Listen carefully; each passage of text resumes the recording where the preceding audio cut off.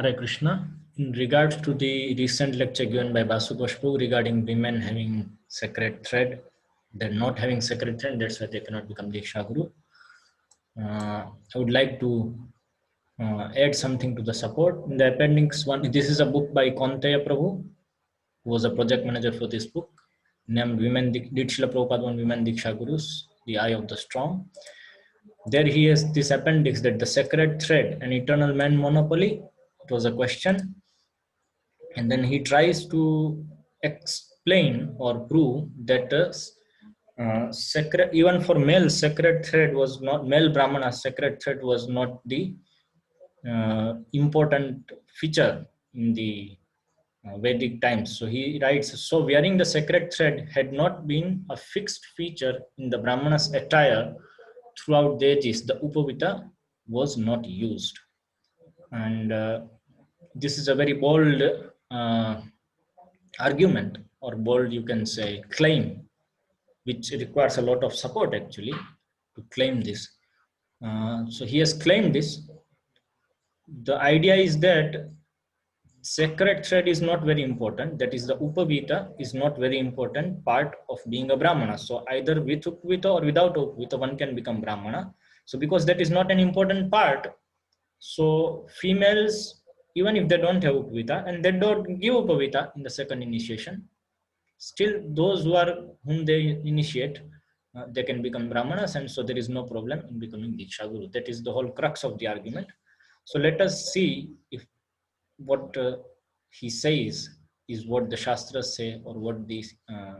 So he quotes in this connection that Smriti Chandrika, it's a digest from the 12th, 13th century, he says, and there Rishya Shringa, he says that one may carry out all purposes for which Yajñopavita is required by means of a garment, and in its absence by a string of 3 threads. This is what Rishya Singha says, has been translated by him. This is quoted in Smriti Chandrika, from where he quotes this.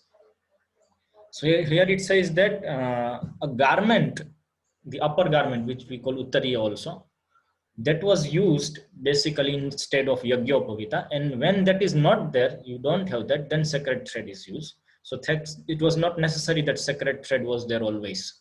This is what he claims from this particular reference. So let's go to Smriti Chandrika. This is Smriti Chandrika, and this is in green. What we have is what he is quoting. Sutramapi vastrabhave veditavyam api vasasa yajñopavitartham kuryat tadabhave trivitta sutrena.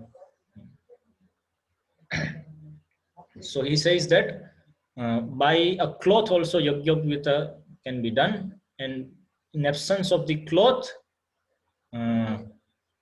one can have Trivitra Sutrena, means 3-stranded string. Iti Rishyasringa Smarana. This we get from Rishyasringa. So then the Smriti Chandrikakar continues, Anena Upavitam Nityam Dharmam iti uktam bhavati. By this, it is said actually that Upavitam Nityam Dharyam iti uktam bhavati, that one must always wear Upavita. That we understand by this statement. Iti na cha anena sada upavititam karma kala eva iti shankaniyam.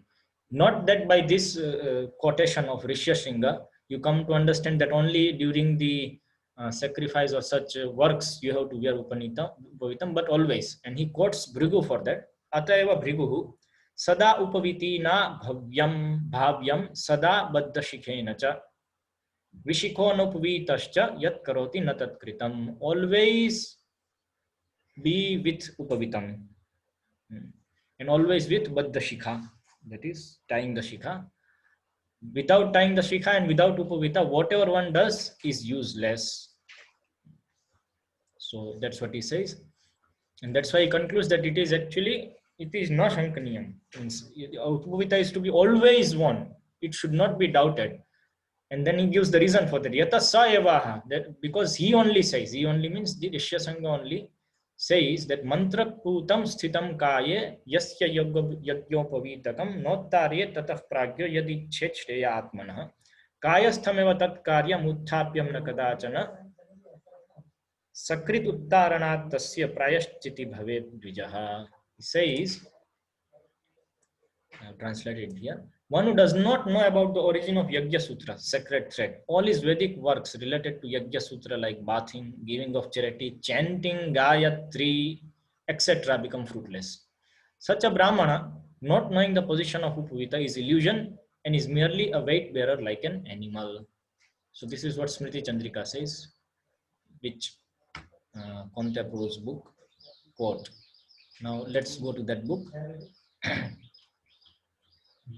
So now a question may arise then, why Srila Bhaktisiddhanta Saraswati Thakur, this is from Bhaktisiddhanta Vibhava, he also quotes it, that he said that previously Upavita was not used, only dhoti and upper cloth, but later it became acceptable for Brahmanas to wear an Upavita instead of the upper cloth. Now, then you may say that Bhaktisiddhanta Saraswati Thakur says something else about this shloka. Okay, let's see it in detail. Here, there are many anushtanas in which upper cloth is required. That is, the uttariya is required. And many times some anushtanas are there where in some part upper cloth is required and in some part uttariya should not be there. So there is a back and forth. You required to take out uttariya and then again put and then again take out like this. So then an extra set of Yajna Sutra is also taken instead of Uttariya, and they don't wear Uttariya then. So it is said about this that later it became acceptable for Brahmanas to wear an Upavita instead of an upper cloth. Means upper cloth is not there, then Upavita is worn. It is for those particular instances. Some cheese is said here. It is not said that only the upper cloth was there and Upavita was three-stranded was not there. So upper cloth only when it is not there then Upavita is, because always Upavita is to be worn. And Smriti Chandrika itself says even before that Upavita has come into being.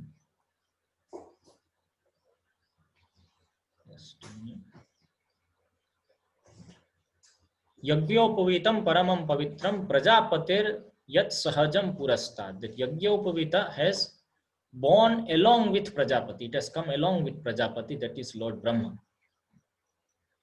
So the authors here, contemplating, when they said that it was not a fixed feature throughout the ages, but it has started from Lord Brahma. So how can you say that? So this is a grand mistake that they have done. So that's why Yajñopavita was inevitable.